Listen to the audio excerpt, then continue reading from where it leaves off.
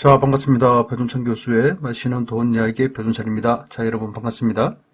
누구의 잘못도 아니죠. 단지 부동산에 대해서, 내 집 마련에 대해서 관심을 갖지 않았고 부동산을 외면한, 그렇죠. 부동산을 외면하였을 뿐인데 그 결과는 굉장히 힘들죠. 무주택자 분들 입장이라면 속절없이 아파트 가격은 올라가고 전세 가격, 월세 가격까지 다 올라갔으니 이제서 내 집 마련 안 했음을 후회한다고 해도 안타까울 뿐이다라고 말씀을 드릴 수 있을 것 같아요. 여기에요. 새 정부 들어서는 부동산 규제를 푼다고 하니 서울 강남권의 아파트 가격이 또다시 꿈틀거리고 있지 않습니까? 이러하니 걱정이죠. 이러한 부동산 가격 상승 흐름이 혹시라도 전국적으로 확산되지 않을까. 그래야요, 집값과 전세값이 또다시 작년과 재작년 아파트 매매 전세 가격처럼 급등하지 않을까 노심초사 걱정이 된다는 거예요. 이런 와중에 러시아와 우크라이나 전쟁으로 인해서 세계 원자재 가격 급등, 그렇죠. 석유 가격, 가스오일, 천연가스 가격 급등과 구리, 납, 아연 등의 비철금속 현물 가격 급등과 심지어 유연탄 값 같은 경우에는 7배나 폭등해서 생산할수록 적자라는 거죠. 여기에 옥수수, 설탕, 대두, 쌀, 커피, 밀가루 등등 농산물 가격까지 급등하는 처지에 이르게 되었다는 겁니다. 이러하니 원자재 가격 상승에 공사비 올려달라고 아우성이고요. 원자재 가격 폭등에 건설회사들 입장에서는 울상이고 난리 났다는 거죠. 그렇다면 건설회사만 울상일까요? 어떻게 보면 돈 많은 건설회사만 난리라면 상관이 없겠죠. 건설회사들 입장에서는 원자재 가격이 상승하였으므로 당연히 분양 가격, 평당 분양가를 올려달라, 평당 건축비를 올려달라 요구를 할 수 있다는 거 아닙니까? 즉 건설회사 입장에서는 건축비만 올려받으면 된다는 얘기예요. 아니면 원자재 가격 폭등에 따른 모든 건설 현장이 셧다운이 될 수 있다. 그러면 주택 공급 결코 쉽지 않아진다. 그래요. 이런 결론이 나오겠죠. 왜 이런 말이 나오느냐 하면 한번 살펴보면 공공택지 공급주택 분양가격 공시의 항목인데요. 택지비가 들어가고 공사비가 들어가고 간접비가 들어가고 그 밖에 비용이 들어가죠. 이런 식으로 해가지고 공급주택의 분양가격이 이제 공시된다는 거예요. 이 중에서 자재비 및 인건비 인상이 장난 아니라는 거죠. 철물 가격 50%가 인상됐고요. 각재 및 합판 가격 50%가 인상됐다는 얘기예요. 기타 잡자재 원가는 40%가 인상되었고요. 인건비는 최저 10%에서 최고 30%까지 인건비도 인상이 되었다는 겁니다. 따라서 이처럼 자재비 인상 및 인건비 인상에 따른 공사비를 증액해 주지 않는다면 공사 진행이 어렵다는 거예요. 그러니 요즘 공사 현장 가보면 공사 안 하는 그런 부분들도 많지 않습니까? 왜냐하면 너무 이제 건축 자재 금액과 인건비가 너무 올랐다는 거예요. 이 상태에서는 공사 진행이 어렵다는 겁니다. 따라서 공사비, 자기 분담금, 건축비용 인상해 줘야 된다는 그러한 이야기가 되겠죠. 따라서 정부는요, 분양가 상한제 기본형 건축비를 3월달 정기고시로 직전고시 대비해서 2.64%를 상승시켰다는 거죠. 물론 위의 기본형 건축비 인상은 기본이고요. 앞으로 토목, 철거 등등 건축비 외의 다양한 부분까지 포함한다면 앞으로의 아파트 평당 분양가 또한 평당 건축비는 더 올라갈 것으로 보인다는 얘기입니다. 이 부분이 상당히 문제가 있다는 거예요. 왜냐하면 2014년도부터 2018년도까지 서울의 평당 아파트 분양 가격이에요.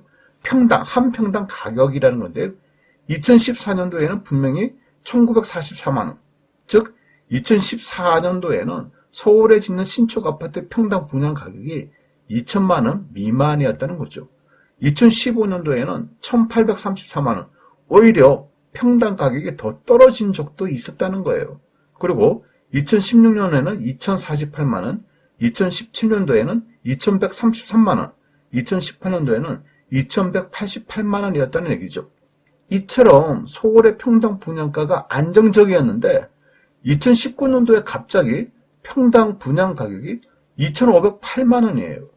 그리고 2020년도에는 2,637만원, 더 놀라운 거는 2021년도에는 전년도 대비해가지고 3,294만원으로 무려 400만원 돈이 올라갔다는 얘기예요. 거의 29% 이러한 금액이 올라갔다는 거예요, 여러분.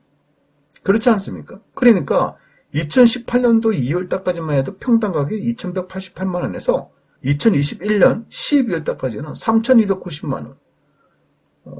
2018년부터 2021년까지 3년 동안 1,000만원 돈이 이상이나 올라갔다니까요.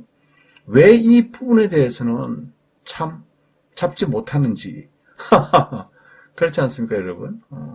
어떻게 보면 너무나 비정상적으로 서울의 아파트 평당 분양 가격이 올라갔다. 서울의 아파트 평당 분양 가격이 이 정도로 상승하다 보니까 서울에 있는 오래된 아파트, 구축 아파트, 기존에 있는 아파트들의 가격 또한 상승하였다라고 이렇게 말씀드릴 수가 있다는 거예요.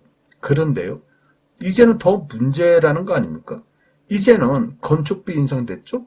인건비 인상됐죠? 원자재 가격 인상됐죠? 따라서 아파트 평당 가격이 지금보다 더 올라갈 가능성이 많아졌다라고 말씀드릴 수가 있다는 거예요. 그러니 참 큰일이죠. 여기에 차기 정부에 250만원 주택 공급, 그래요. 250만원 주택 공급을 하는데 대부분이 신축이지 않습니까? 새로 주택을 공급하는 거야. 신축인데 원자재 가격, 토지비, 건축비, 공사대금, 인건비 다 올라갔다는 얘기예요, 이제. 그러니 오른 공사대금, 건축비 때문에 어떻게 250만원 제대로 지어질 수 있을까요? 이 부분이 문제지 않겠습니까? 250만원이나 되는 주택 공급을 하는 이유는 간단하죠. 주택 공급을 늘리게 됨으로써 부동산 수요를 축소하고 부동산 가격을 떨어뜨리는 게 목적이지 않습니까? 그런데 웃긴 것은 이제 평당 가격이 급등했다는 얘기예요. 분양 가격이 급등했다는 얘기고 원자재 가격까지 급등했다는 얘기가 되는 거죠. 그러니 주택 공급이 제대로 이루어질지 요거도 의문이 된다는 거죠. 그리고 아파트 평당 분양 가격이 이처럼 상승하게 되면 결국 무주택자들이 감당할 수 있는 금액 또한 증가되는 거 아닙니까? 예를 들어서 청년주택이든 신혼부부 주택이든 어차피 건축비가 올라가면 평당 가격이 올라가게 돼 있다라고 말씀을 드릴 수가 있다는 거예요. 무엇보다 평당 분양가 상승은 신축 아파트의 분양 가격 자체 상승을 의미하겠죠. 신축 아파트 분양 가격이 상승한다면 또 구축 아파트, 오래된 아파트의 가격 또한 매매 가격 또한 상승하지 않을까요? 이럴 가능성이 굉장히 많아졌다, 높아졌다라고 말씀을 드릴 수가 있다는 겁니다. 이러한 의미에서 여러 가지 사정상 무주택자들의 집값에 대한 고민이 더 심화될 것을 보인다는 이야기가 되겠죠. 또한 이러한 난국이 쉽게 해결될 것 같지는 않아 보인다는 얘기입니다. 이러한 의미에서 볼 때 무주택자 분들은요, 차후 집값이 올라가든 집값이 떨어지든 그냥 실거주 목적의 내 집 마련만큼은 반드시 해야 되지 않을까요?